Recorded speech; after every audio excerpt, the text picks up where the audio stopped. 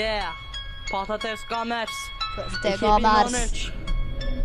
2013. Abi biz şimdi bir Minecraft videosu çektik. Çok güzel Minecraft videosu. Abi benim videom daha iyi. Beğenmiyor musun? Siktir git Benim abi. videom Yemin daha iyi. ediyorum senden bu da. Abi yemin ediyorum, yemin ederim aynı senin gibi video çektim. Aynı sana benzedi. Yemin ediyorum bok gibi. Bir gün YouTube'u keşfettim, kaydoldum ve girdim. Yaşım 12, henüz bıçaklanmadım. Madımla biten kafiye bulamadım. Ve Minecraft videoları çektim. Sırf komik olması için bir video küfrettim. Ona koyayım. İnsanlar beğenmiyor, ne yapacağız? Oturacağız.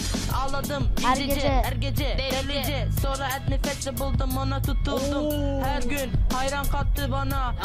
Ama sonunda hater oldum diğer YouTuber'lara sinir kaptım onlara. Onlar benden iyi değil. Peki neden bu kadar yüksekler değildi? Onun videoları benim videolarımla karşı karşıya gelirse onların videoları benim videolarımla diz çöker.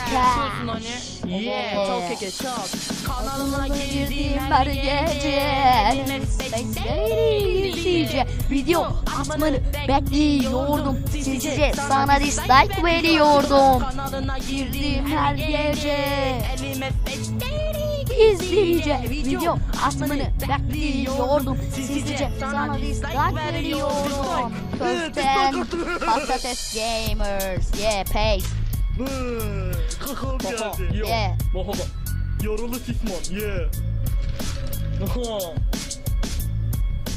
Video çekmek için program yoktu ama evde telefon çoktu. Videolarım boktu.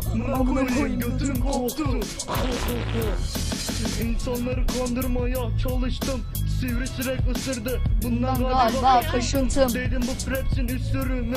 Sizde olmaz tabi. Fakirsiniz. YouTuber'larla video çekmek istedim. Onlara her gün yorum atı verdim.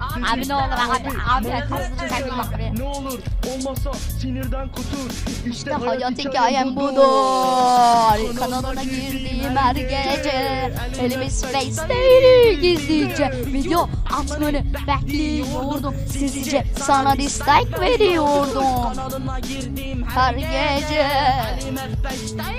gizlice video atmanı bekliyordum. Sizce sana dislike veriyordum.